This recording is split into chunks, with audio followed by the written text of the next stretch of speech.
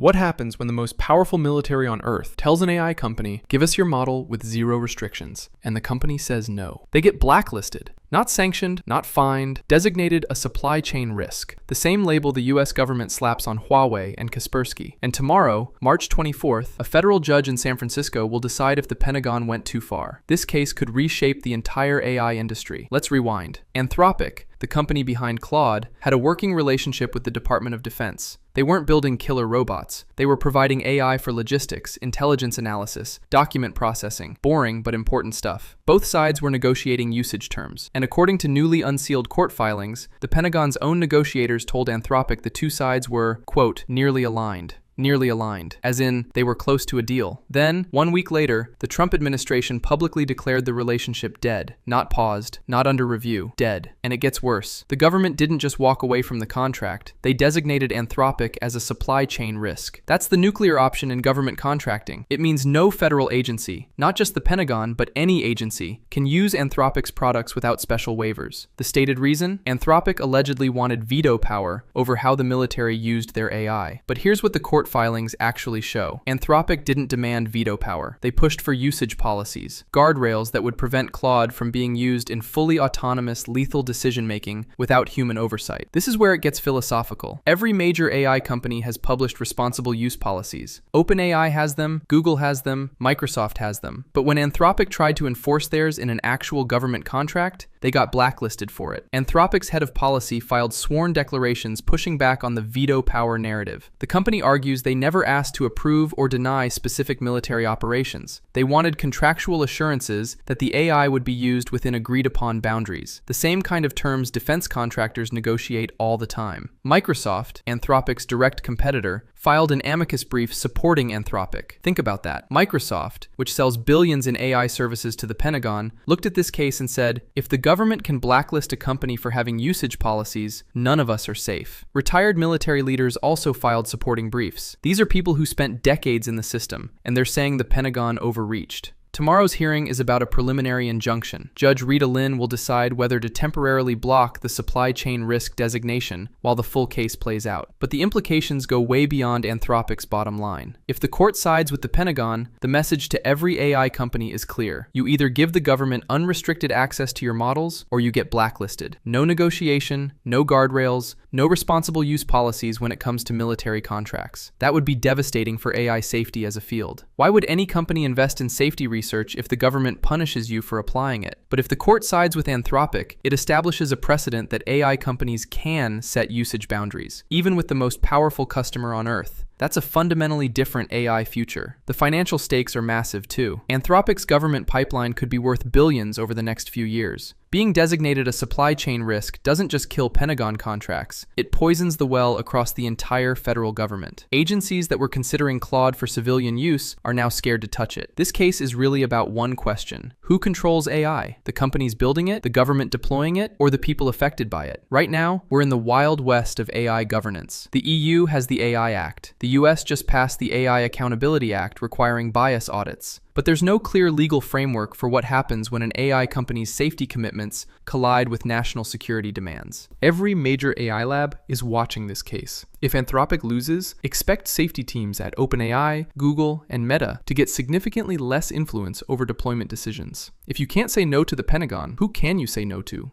And here's the irony. The Pentagon says it needs unrestricted AI to maintain military advantage. But the countries we're competing against, China, Russia, don't have AI companies pushing back on their militaries. The fact that Anthropic is pushing back might actually be America's competitive advantage. Judge Rita Lynn hears arguments tomorrow in San Francisco. Whatever she decides, this case isn't ending anytime soon, but the preliminary injunction ruling will signal which way the wind is blowing. I'll be covering the ruling as soon as it drops. Make sure you're subscribed so you don't miss it. This is the most important AI legal battle of 2026, and almost nobody is talking about it. Until tomorrow.